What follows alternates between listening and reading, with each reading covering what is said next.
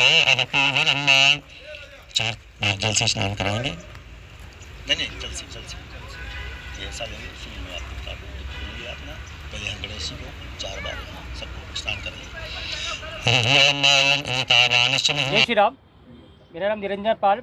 मैं आप सभी को बताना चाहता हूं कि 22 जनवरी से लेकर 1 फरवरी तक यहाँ विशाल भव्य श्री राम कथा और भव्य कलश यात्रा और पंचचंडी महायज्ञ गायत्री परिवार द्वारा जो एक विशाल कार्यक्रम होगा और जो कलश यात्रा जो होगी उसमें 10,000 से ज़्यादा महिलाएं जिसमें भाग लेंगी और एक भव्य कार्यक्रम पूरे पालघर जिला में इससे बड़ा कार्यक्रम आज तक न हुआ है न होगा। ऐसा कार्यक्रम हम प्रभु की कृपा से और हमारे दादा सिद्धार्थ ठाकुर जी की कृपा से, महाराज जी के, हमारे भैया राम कुमार पाल जी के और हमारे कार्यकर्ता और हमारी पूरी टीम इसमें पूरी मेहनत कर रही है और एक कार्यक्रम इतना अच्छे से पार हो, इसमें आने वाली सारी बाधाएं दूर हो, इसके लिए आज हमने यहाँ पर भूमि पूजन भी किया है और इस कथे से आम जनता को, सभी लोगों को इसका पुण्य मिले और सभी की मनोकामना पूरी हो।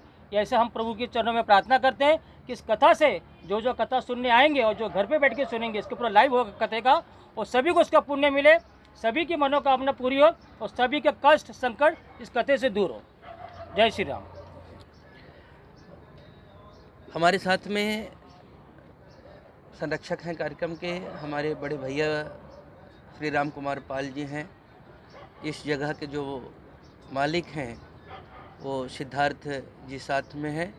कार्यक्रम के संयोजक निरंजन पाल जी आपके साथ में हैं, जिनको आप लोग सुन ही रहे थे। मुझको लगता है कि अपने आप में 22 जनवरी एक ऐतिहासिक दिन है।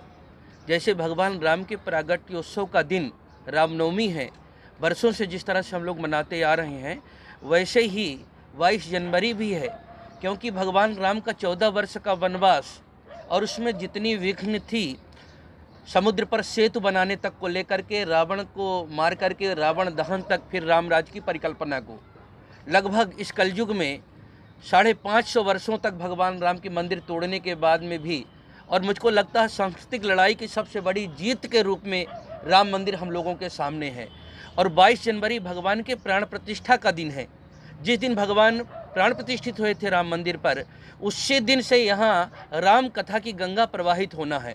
मुझको इसलिए भी खुशी हो रही कि इस पावन भूमि का संबंध शिवाजी महाराज से है, जिनका योगदान राष्ट्रहित में, समाज हित में हम सभी को पता, छुपा नहीं है। ये भूमि बाला साहब ठाकरे जी की भूमि है, जिन्होंने राम मंदिर के लिए कहा था कि मेरे शिव सैनिकों ने बाबरी ढांचा को तोड़ा है और हमको किसी प्रकार की कोई चिंता नहीं, हमको गर्व है इस बात पर।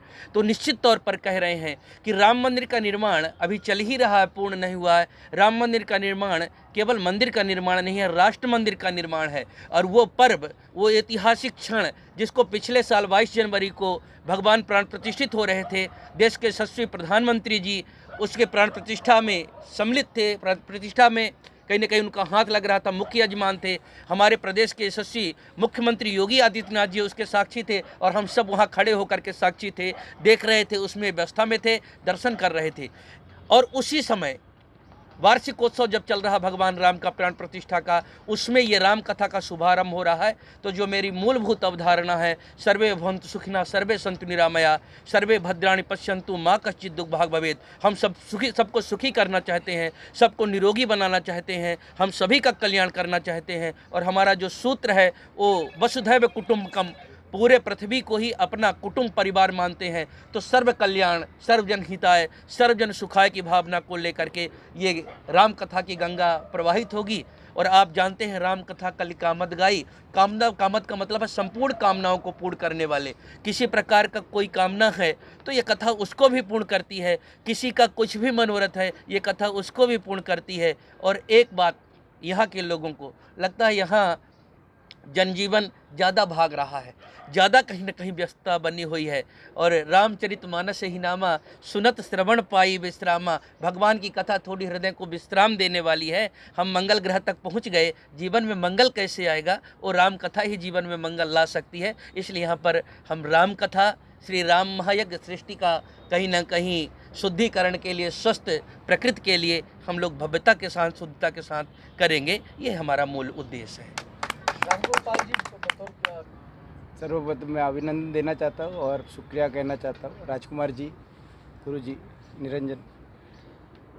ये एक परिवार जैसे हम विरार वसई नोला सुपारा, ये गांव का नाम पहले सुरपारक था, सुरपुर ऐसा करके हमारे गांव को जाना जाता था। बहुत प्राचीन देश है, देश का भाग है ये। चंद्रगुप्त मौर्य डायनेस्टी से ये चालू आते हुआ है।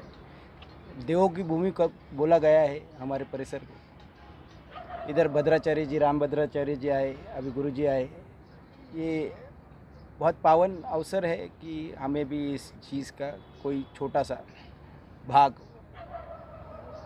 कुछ योगदान दे पा रहे। अच्छा फील होता है। सब लोगों को मैं आग्रह करूंगा कि इसकी संधि ली जाए, और जैसे इन्होंने बोला अपनी लाइफ में ठहराव लाए, शांति लाए, ऐसे ही मनोकामना करता हूँ। Thank you.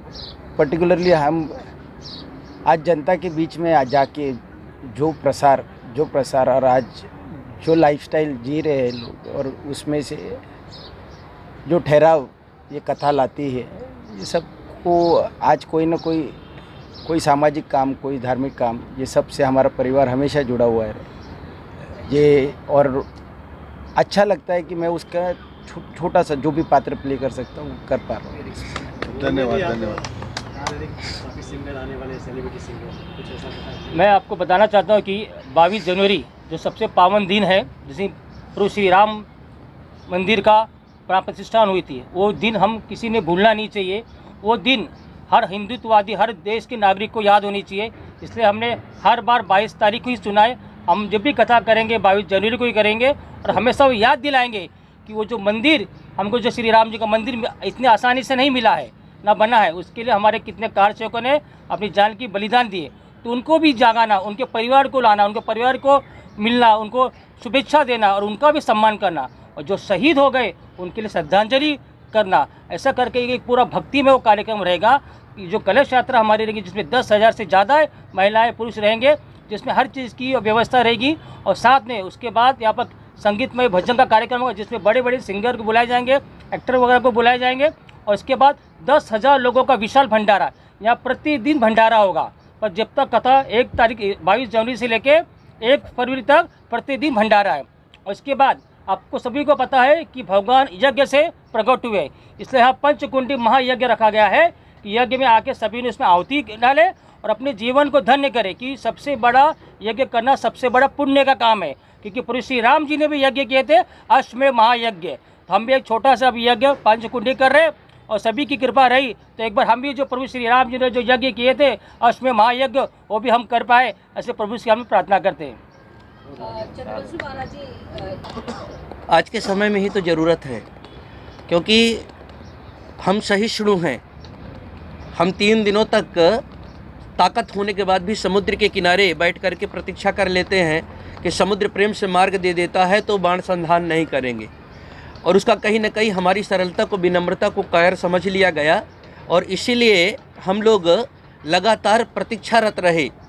76 वर्षों तक हम राम जन्मभूमि के लिए कोर्ट में खड़े रहे। ज्ञानवापी काशी के लिए हम खून खराबा नहीं कर रहे हैं।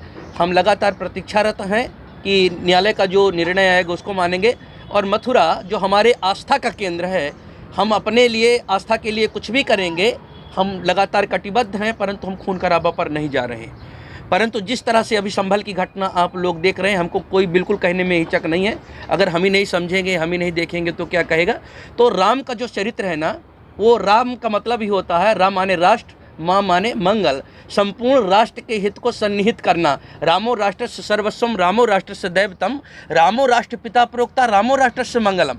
राम ही राष्ट्र का मंगल है और राम ही राष्ट्र पुरुष है, भारत की आत्मा है। तो निश्चित तौर पर उन्होंने सनातन संस्कृति के लिए, देश के लिए, राष्ट्र के लिए जो विवेकानंद जी ने किया है, जो मर्यादा पुरुषोत्तम भगवान राम ने किया है, जो अन्य महापुरुषों ने किया है, हमारे सेनानियों ने किया है, हम सबका कर्तव्य करते हैं और करते रहेंगे लगातार। Thank you. बस